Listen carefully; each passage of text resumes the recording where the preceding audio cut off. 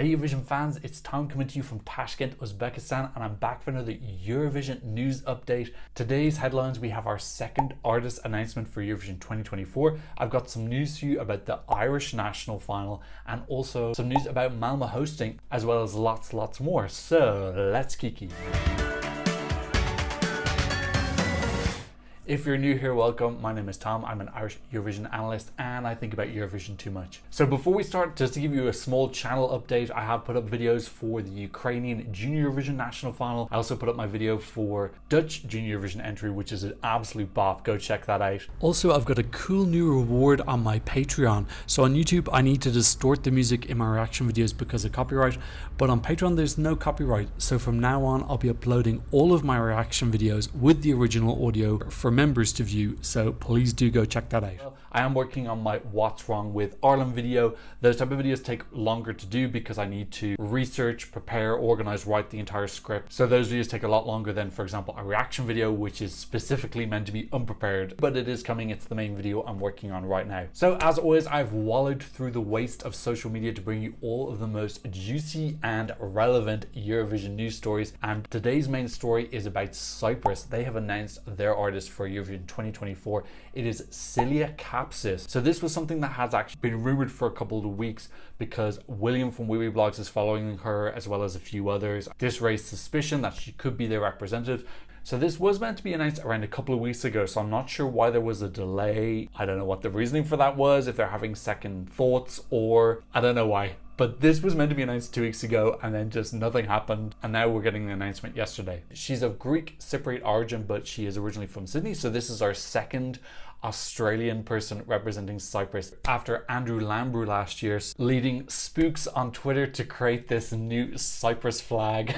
So if it is the case that Australia can come back, it seems like their strategy is just to conquer Cyprus. So 2 years in a row now that they've been the Cypriot representative. So Silia, she's a bit of a triple threat. She acts, she dances, she sings. For me, her strongest element is her dancing. She's a really good quality dancer. I've seen some clips of her, like little TikToks and whatnot, and she's really hard hitting. She's slightly on the shorter side, which is really good for hitting marks and giving that real kind of like punchy style of choreography. So I'm actually quite excited about some aspects of this because she could be bringing us one of those really high quality choreography bops that we've had in recent years, for example, from Chanel, Slow-Mo, Noah, Corral Unicorn. But I hope that this is possibly where they're going to go with this song. I imagine we're going to get some sort of like upbeat, powerful girl bop, hopefully with some really intense, hard-hitting, really high-quality choreography. This is one of the things I've been talking about recently, is that I feel like choreo is definitely not up to the standards that it could be, and there's a big opportunity there for people who want to come in with world-class choreography and just steal the show in the way that Noah and Slow-Mo did,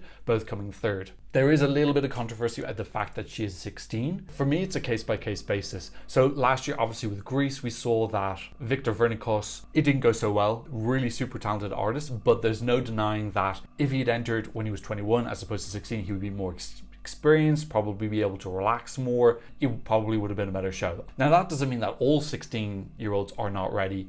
We have had young people before. Zina for Belarus qualified, although on a technicality because Poland were meant to qualify, but the Czech juror put her scores in backwards. She still did a very high quality, confident performance, which I thought was very high caliber. We've had Christian Kosov, who was 17, although he had done X Factor Bulgaria and The Voice Kids Russia, where he was mentored by Dima Bilan. Destiny won Junior Eurovision and then won X Factor Malta. So we have had a lot of young artists come in before. Most of them though have also already been on a previous TV show like X Factor or Junior Eurovision. Iru was 18, she was on X Factor Georgia and she won Junior Eurovision, another example. Obviously the more that you're exposed to that, the more comfortable you begin to feel and you can just start to perform as normal. So from my perspective, there is a little bit of risk in Silia in that she hasn't been on any of those big shows that I'm aware of. If she has, let me know, but I couldn't find anything about it. My concern with it is a 16-year-old, the brain is still developing, and putting pressure of a nation on one person. I think it's a little bit different. It was like a group of 4 or 5, because then they can support each other. But as a solo artist going in on your own when you're still developing, I think that is a lot of pressure to put on. And there needs to be like a lot of support structures there to make sure that mental health of the young person is taken care of the entire time. Now people are going to say, okay, Junior Eurovision has young people all the time. Yes, but first of all, let's be real. The viewership for Junior Eurovision is tiny fraction of adult Eurovision. There's significantly less exposure, significantly less pressure, and the pressure isn't coming from adults who can be very angry on social media and attack people. It's coming from mostly kids who are going to forget about the contest the day afterwards anyway. Adult Eurovision is a little bit more cutthroat, I think. So look, I'm not saying that I'm against it, but I'm saying that the circumstances have to be right. Otherwise, I think in most cases, the artist is just going to be better off coming 4 or 5 years later when they're more confident, when they're more experienced, when they can handle the pressure better. On the flip side, sending someone who's really young, who's going to be really in touch with all the latest trends, all the dances, I assume that she's on TikTok and she knows all the latest stuff, that can be used to your advantage as well. We also got a little bit of news about who's going to be writing the song. It's Dimitris, and he's written many songs in Eurovision before that, you know. He's had 2 second place finishes with Shady Lady in 2008 and Hold Me in 2013, which both of the songs I really like. He's also finished 3rd twice with Russia, You Are the Only One, and Scream, both of Sergei Lasarev's songs in 2016 and 2019. He's someone who had a lot of top 10 finishes, 6 in a row, but since then not as strong, coming 10th in 2021 with Last Dance, 13th with Sugar. Again, I thought both of those were really great songs. So it doesn't always hit, but when he does, it can be great. So I'm excited to see what he makes for Silia. Let's be real, it's going to be an upbeat pop. I think we're pretty confident in saying that. It's going to be high energy and she's going to be dancing because that appears to be her biggest strength right now. She's going to be girl bossing it and I love it. I really like those type of songs. Okay, our next story unfortunately is a little bit sad, and that is about Danny, the lead singer for Voyager who represented Australia this year. Unfortunately, he's been diagnosed with cancer. So he posted this message on Instagram that they found a cancer and he's going to have to take a break from his tour, cancel the dates and work on himself and get treatment. So really sad news about Danny. I have to admit though, the language in it does give me a lot of hope. It seems like they found it quite early, which is obviously really important when dealing with cancer.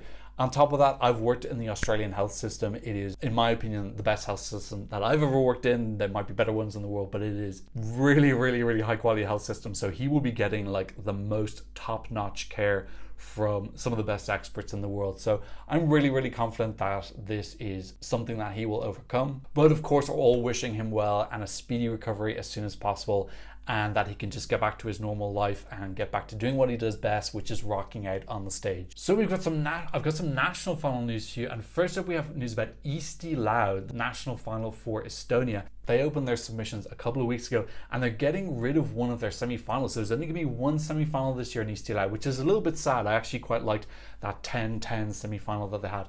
Instead, they're going to give 5 songs direct admission to the final, something which always manages to rile a lot of Eurovision fans up. I have to admit, I kind of agree. I'm not mad about it because Norway did that, we know, in recent years as well. And I felt a lot of the songs that got automatically through to the final didn't massively deserve it, and I think that if they'd been in the semi-finals they might not have qualified. But this is a strategy that some national finals use to draw more established artists. They want to get the big names in, and big names don't want to get eliminated in the semi-finals because it damages their career. So this is why it's happening. It appears that we're going to get a semi-final with 15 songs and 5 of them will go through to the final to meet the 5 that automatically went through. So yeah, I don't know, I'm not mad about it. I would have preferred like put the 5 ones through and then maybe 2 semi-finals where 4 and 4 qualify and have 13 in the final, something like that. But yeah, that's what's happening. We're losing a semi-final. Some other interesting news is that the songs will be released no later than December 8th. So a lot of people say that Eurovision starts September 1st because technically that is when songs released afterwards can be submitted to Eurovision.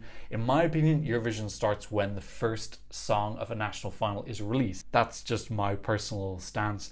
And it appears that that will be no later than December 8th because that's the latest that Eesti Laul are releasing their songs. We might get something even earlier. Vidbeer last year released their songs very early December. Who knows? Someone else might release their songs even earlier than that, but no later than December 8th. So that's only 71 days away from the day that I'm filming this video. So that's really exciting. Only 71 days left until Tom's version of when Eurovision 2024 starts. I think it's a legit version because yeah, the songs, you know, Eurovision starts on September 1st, but you can't listen to anything, so what use is it? And we also have some national final news about Ireland. So the submission period for songs to the Irish national final was meant to end this week, but instead it's been extended by 2 more weeks. So look, my gut instinct is that this is not particularly good news. If they had received enough amazing songs, they probably wouldn't be extending the periods. I can't think of a positive way to interpret this. I'm really trying, but I don't know what to say. At least they're realizing that they probably don't have enough variety or enough quality, and they want to extend their arms out. On the plus side, okay, I have managed to find a positive. On the plus side, I think any songwriters who have songs floating around in Europe right now, obviously when they submit songs, they don't know which national finals have already had super strong songs submitted. Like, you don't want to submit your song to the Latvian national final if they've already received an absolute winner. So the fact that Ireland's extending their deadline may imply to some songwriters in Europe, hey, the Irish national final is kind of open. Maybe you should send your very good song here. So this could work. I'm really clutching at straws here, but I need to clutch at straws because I've nothing else to clutch at.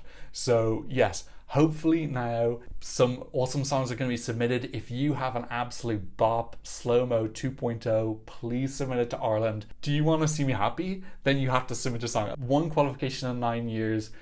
I'm dying here. Someone save me. Please just submit an epic bop to Ireland and just, I don't care if we come last in the final. I just want to qualify in 10th place and get into the final, and that's it. Next up, we have a great tweet from Benjamin, and he's talking about the rumors of SVT, which is the Swedish broadcaster, cutting down the length of the show in Eurovision 2024, which a lot of people were worried about, feeling like some of their favorite bits were going to be cut out.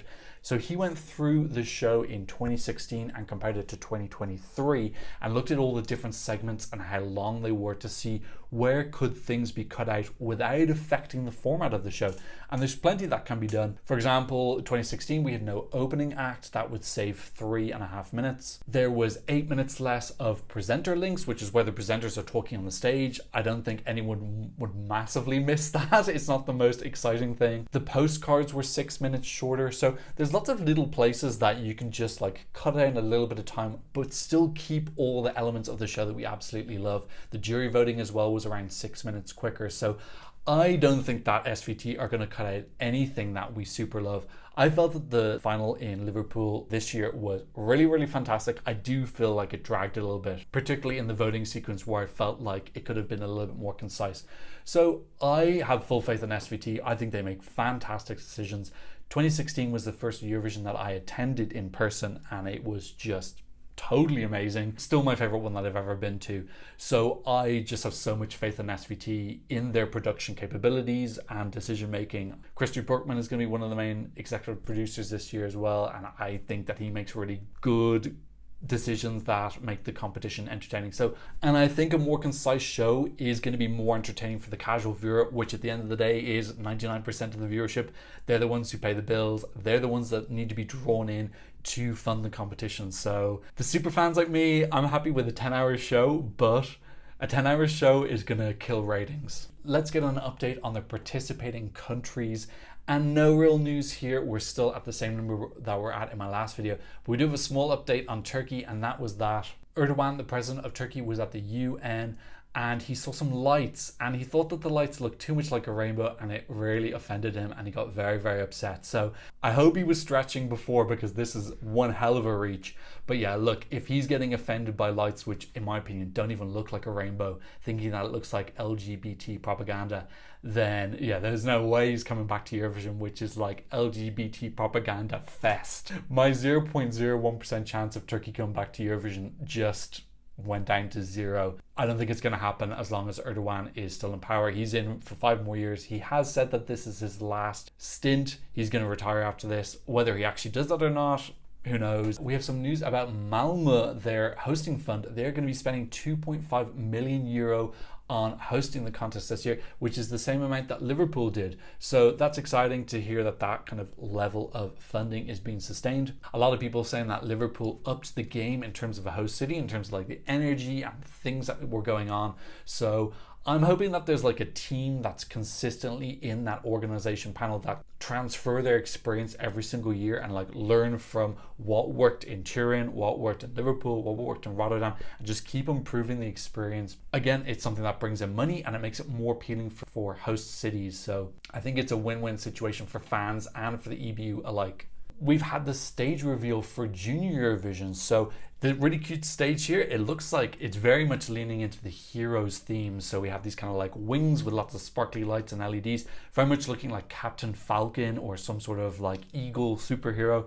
And then it looks like we've got like a main LED in the center and then these kind of wings coming out to the side, kind of just providing an extra ambience. Also giving a kind of a little bit of like a hug vibe as well, which I like. And then we've got the standing section in front. It also looks like we've got 3 semi-raised pillars that people can stand on. So maybe there'll be some dancers there with some steps at the back so they can go on and off. I think the stage looks pretty cool. It looks like it's going to function, which is always a bonus. And yeah, I like the heroes theming. I think it's very cute and colorful. And finally, I'm going to show you off some of the artwork that I've been working on. I've been brushing up on my graphic illustration skills. So the first thing I made here is Planet Baltica. So these are tutorials that I do online, and I kind of changed it to make it Eurovision themed. So I put the 3 flags from the Baltic countries in, and yeah, this is a planet where hopefully Lithuania wins Eurovision really, really soon. And then my second artwork was a moonscape. The tutorial I followed had a little moose howling at the moon. I decided to swap it in for Ivan from Belarus, who in 2016 howled at the moon with a wolf. So yeah, let me know what you think about my artwork. I'm going to keep doing on it, so hopefully I can improve the graphics within my videos even further, and my thumbnails as well. Okay, if you enjoyed this video, please consider supporting my channel. Thank you to everyone who's supporting me on Buy Me a Coffee, PayPal, and Super Thanks. Your support is really, really appreciated. Thank you so much. And of course, a massive thank you to all of my patrons who help pay for me to sleep in places and eat food, which is very important for my existence. If you want to support my Patreon or any of those other sites, I'll leave links for you in the description. But as always, thank you so much just for watching, and hopefully leaving a like and maybe leaving a comment if you feel spicy. That's it for today. Thank you so much for watching, and I hope to see another Eurovision news update very soon. Goodbye.